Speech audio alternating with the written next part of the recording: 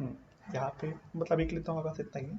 अब हम चाहेंगे कि हम इसमें साथ में वैलिडेशन भी लगा दें इस फॉर्म के ऊपर। ठीक है, तो वैलिडेशन लगाने के लिए हम अलग से एक सेपरेट कंपोनेंट बनाते हैं जिसमें हम वैलिडेशन वाली फंक्शनलिटी अचीव करने की कोशिश करेंगे। इसको मैं रीनेम करके 2 कर देता हूँ यहाँ पे। ठीक है, इंडेक्स डॉट जेएस के अंदर आता हूँ, इस फाइल का इंपोर्ट स्टेटमेंट को कमेंट कर दे रहा हूँ और 2 वाली को इंपोर्ट करवा लेते हैं और इसको हम रीनेम कर देते हैं ताकि हमें डिफ्रेंशिएट करने में आसानी हो। Simple form with hooks and validation. ठीक है, सेव करके देखता हूँ ब्राउज़र में, रिफ्रेश करता हूँ। ठीक है, नया वाला हमारे पास फॉर्म आ चुका है। अब जैसा हमने लास्ट टाइम किया था, चीज़ें थोड़ी सी कॉम्प्लेक्स हो जाती हैं यहाँ पे कि अब हम सिंपल इसके अंदर इसे एम्प्टी स्ट्रिंग से इनिशियलाइज नहीं कराएंगे, हम थोड़ा सा कॉम्प्लेक्स बनाएंगे ताकि हम हर एक स्टेट वेरिएबल को वैलिडेट कर पाएँ कि हाँ ईमेल की वैल्यू है या नहीं है, पासवर्ड की वैल्यू है या नहीं है, और कोई अगर फील्ड को हमें वैलिडेट नहीं करना था हम उसको बाईपास भी कर सकें। ठीक है, तो जैसे हमने लास्ट टाइम किया था, हमने एक ऑब्जेक्ट टाइप का बना दिया था, इसमें हमने एक नेम एट्रीब्यूट लिया था, उसमें हमने ईमेल रखा था, वैल्यू रखी थी और एक एरर नाम का एट्रीब्यूट रखा था। ठीक है, सेम ऑब्जेक्ट हमारा पासवर्ड के लिए बन जाता है और यहाँ पे ही बन जाएगा रिमेंबर मी के लिए।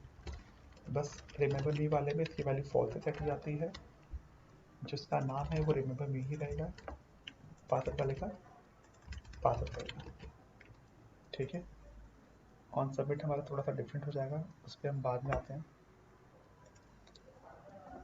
और जो रेंडरिंग है हमारी वो भी थोड़ी सी अलग हो जाएगी अब, क्योंकि जो वैल्यू है अब वो ईमेल डॉट वैल्यू के अंदर आती है। ठीक है, और साथ में हमें नाम भी चाहिए क्योंकि हम एक जेनेरिक मेथड बनाएंगे ऑन चेंज इवेंट को हैंडल करने के लिए। ठीक है, ईमेल डॉट नेम हो गया, एक सेकेंड, ईमेल डॉट नेम हो गया, ऑन चेंज हो गया, वैल्यू हो गया। ठीक है, ऑन चेंज के लिए जेनेरिक मेथड बनाएंगे जैसा मैंने कहा था, वो काम हम अपनी यहीं पे करते हैं। कर देंगे ऑन चेंज, ये फंक्शन मैं जाके बना सकता हूँ ए और सेट ईमेल। ठीक है, ये हमारा ऑन चेंज हो गया। सेम मैं कॉपी पेस्ट कर देता हूँ पासवर्ड के लिए भी, पर जिसका चेंज करने वाला इवेंट होता है वो होता है सेट पासवर्ड। ठीक है, नेम वाला एट्रीब्यूट को डाला है पासवर्ड के लिए, इसमें जाता है पासवर्ड डॉट नेम और वैल्यू जाती है password dot value. Input type check box हो गया, नेम यहाँ पे हो जाएगा remember me dot name, check हो जाएगा डॉट वैल्यू और ऑन चेंज हो जाएगा ऑन चेंज ई और सेट रिमेंबर मी। ठीक है, यही तीन हमारे पास स्टेट वेरिएबल्स हैं, ये हमने सेट कर दिए हैं। हम ऊपर आते हैं, अब एक जेनरिक ऑन चेंज मेथड बनाते हैं यहाँ पे।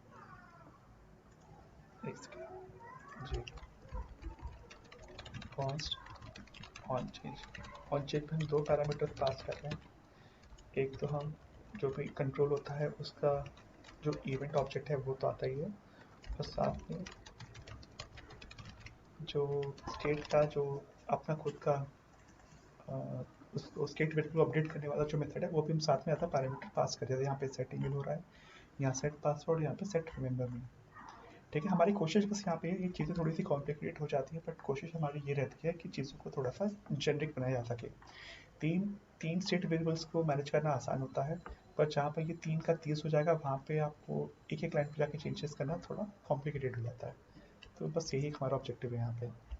ठीक है, तो जैसे हमने लास्ट टाइम किया था, हम एक नेम वेरिएबल ले लेते हैं यहाँ पे, ये आपका ई डॉट टारगेट डॉट नेम से मिल जाएगा आपको। वैल्यू हम लेट में लेंगे क्योंकि हमें इसमें चेक वाले को हमें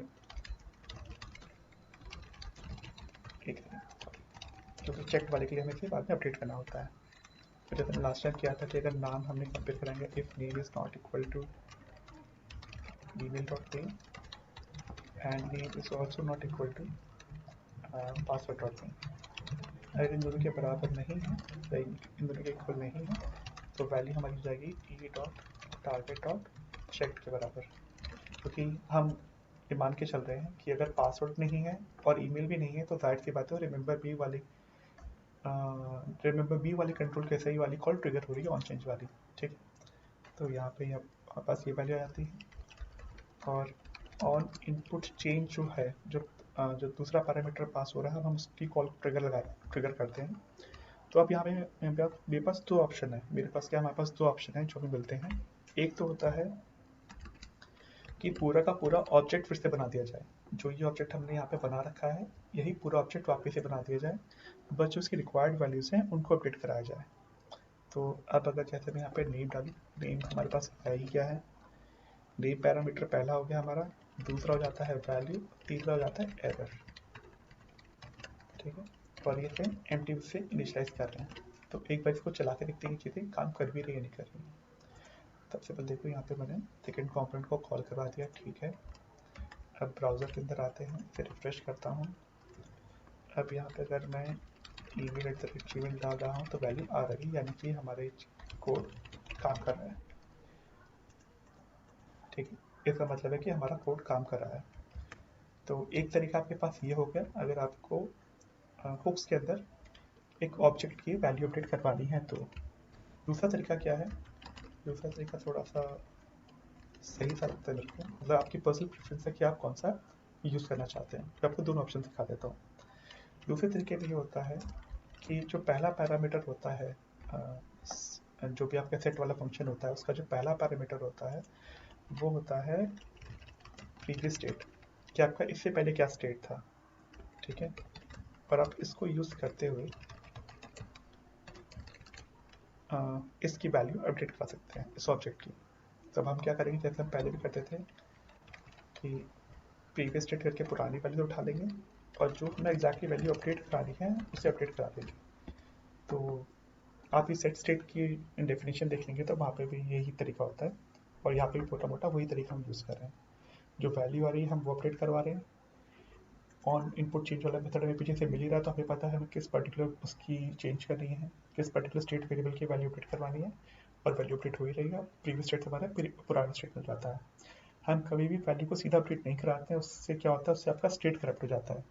करप्शन से मतलब है कि जो आपकी रेंडर की कॉल ट्रिगर होती है वो तभी होती है, या फिर तभी सिस्टम को पता पड़ती है जब उसे डिफ्रेंशिएट करने को मिल जाता है कि हाँ पहले स्टेट कुछ और थी, अब स्टेट कुछ और है, या फिर कुछ अब स्टेट में कुछ फ़र्क आया है। तभी वो रेंडर के मेथड को कॉल कराती है। तभी हम जब भी हम सेट स्टेट करवाते हैं तो प्रीवियस स्टेट के साथ नई वैल्यू हम पास करते हैं। ठीक है, तो हमारी इनपुट चेंज वाली चीज़ बराबर काम कर रही है। अब हम बढ़ते हैं ऑन सबमिशन पे। ऑन सबमिट के अंदर हमारे पास प्रिवेंट डिफॉल्ट वाला कोड हमने लिखा ही हुआ है। अब हम यहाँ पे डालते हैं वैलिडेशन के लिए एक मेथड डाल देते हैं वैलिडेट फॉर्म करके,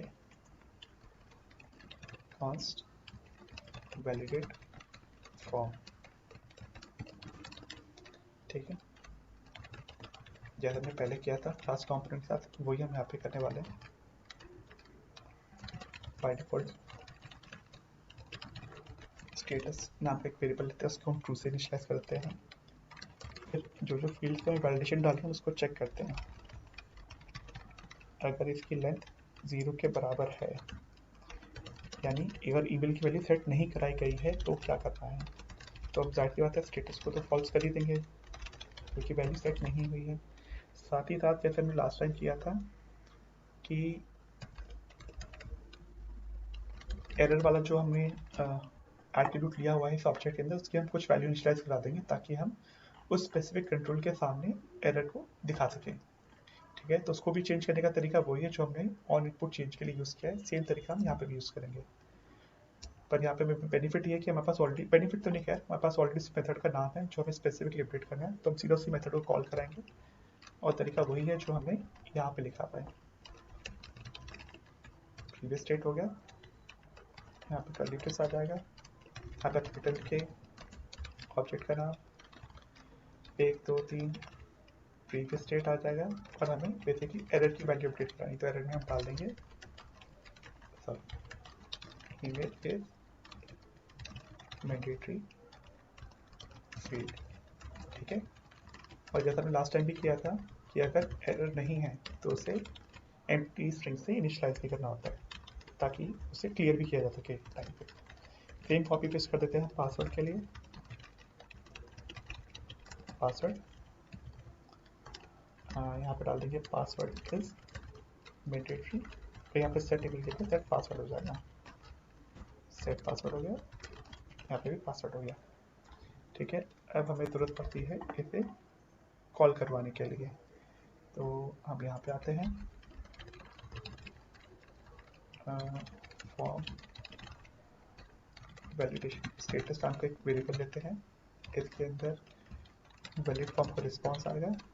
if form validation status true है, यानी कि जब फॉर्म सक्सेसफुली वैलिडेट हो गया है तो आप आगे आइए। और यहाँ पे जो वैल्यूज़ हैं हम सीधा मॉडल के अंदर सेट करवाते हैं ईमेल डॉट वैल्यू, पासवर्ड आपका हो जाएगा पासवर्ड डॉट वैल्यू, और रिमेंबर मी हो जाएगा रिमेंबर मी डॉट वैल्यू से। ठीक है, ये 3 चीज़ होगी। मॉडल हम प्रिंट करा ही रहे हैं। ठीक है, अब हमारे पास एक चीज़ और रह गई है, हमें यहाँ पे वो रेंडर कराना है एरर वाला टैग। तो मैं पिछले कॉम्पोनेंट वापस जाता हूँ क्लास वाले में, और हमने कुछ ये कोड लिखा था एरर टैग को दिखाने के लिए। मैं यहीं पे सेम कॉपी पेस्ट कर देता हूँ क्योंकि कोड हमारा मोर और लेस सेम है, तो ये काम करना चाहिए। जैसे पासवर्ड से रिप्लेस कर देता हूँ, पासवर्ड कॉपी यहाँ पे भी, पेस्ट यहाँ पे। अब आते हैं अपने कॉम्पोनेंट के अंदर, पेज को रिफ्रेश करता हूँ, देखिए सबमिट पे क्लिक किया, हमारा फॉर्म सही काम कर रहा है, वैलिडेशन बराबर चल रही है। ईमेल में हम वापस से डिफ़ॉल्ट वैल्यू जो आ रही थी प्रॉम्प्ट होती है उसको यूज़ करते हैं, और सबमिट पे क्लिक करता हूँ तो वो गायब हो गया। पासवर्ड डालता हूँ।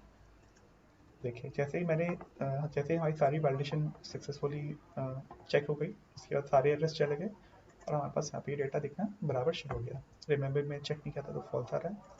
इस पर क्लिक करता हूँ, फिर सबमिट करता हूँ, तो अब देखिए यहाँ पे रिमेंबर में भी ट्रू आ गया। ठीक है, इस तरीके से हमारा login form with hooks complete होता है, जहाँ पे हमने एक सिंपल सा लॉगिन फॉर्म बनाया था और एक लॉगिन फॉर्म बनाया जहाँ पे हमने वैलिडेशन भी साथ में अटैच कर दी थी। ठीक है, तो देखिए मिलते हैं अगले सेशन में और नए टॉपिक के साथ। चलिए, ओके।